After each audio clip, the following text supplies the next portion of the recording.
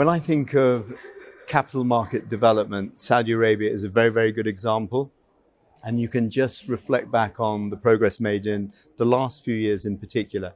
I think, to be fair, it's common to other markets in the region, given we all went through a global pandemic. We all learned lessons in the global pandemic.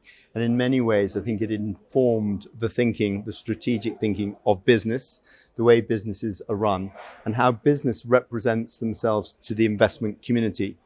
And what we have to always remember is that if you're looking for investors, they have choices. Yes, they can look at our markets, our emerging markets, but they can also look at other emerging markets. So the competition for attention or the competition for capital is real. And if I go back to your question about Saudi Arabia IR developing, it's quite easy to compare and contrast. Even a few years ago when I first arrived, currently there's something like 200 certified IR officers in the region, of which roughly a quarter are in the kingdom. 4 years ago, that number would barely have been half of the 54. And I think that's testimony to management thinking and management supporting the role of IR as a strategic role, and recognizing that professional development and supporting professional development of their IR teams is a key. At the same time, as we heard today at the annual conference, another key factor must be that top-down view, not just of the board and management of the companies, but also the policymakers, the regulators, and of course the market operator, the exchange that sits at the heart of the market ecosystem.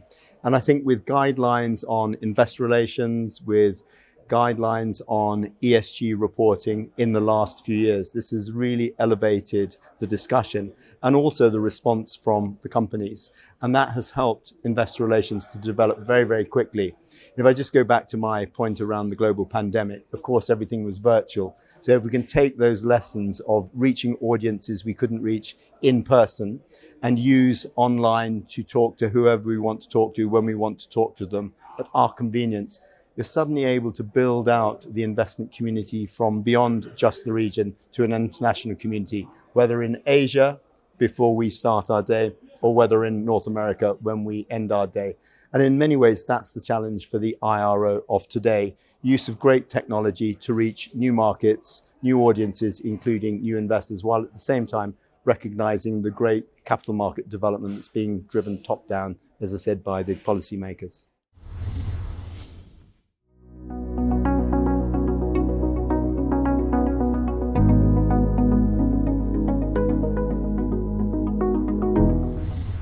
I know as a former IR officer myself that the most successful teams are those that draw on strengths within the organization, so a good cross-functional approach to the IR role, but at the same time recognizing that you don't know everything, you don't have access to all information, in which case specialist service providers, expert advisors who can help bring new ideas, new ways of looking at the same thing and perhaps delivering it differently to all those stakeholders makes a big difference. So I'm a big fan of working with external service providers because I don't think investor relations can work in isolation, and I don't think any one person or any one team has all the answers.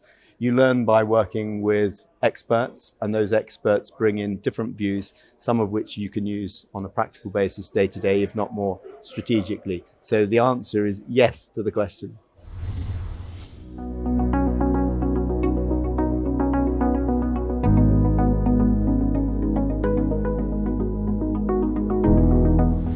Yeah, and again, I go back to the global pandemic when, of course, we weren't allowed to move, when in-person effectively stopped.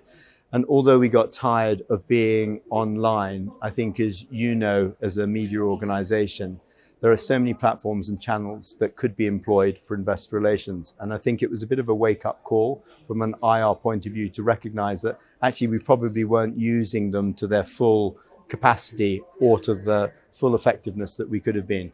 We roll on to now, we're of course delighted to be here in person at an annual conference with Argaam and all the other partners and all our corporates.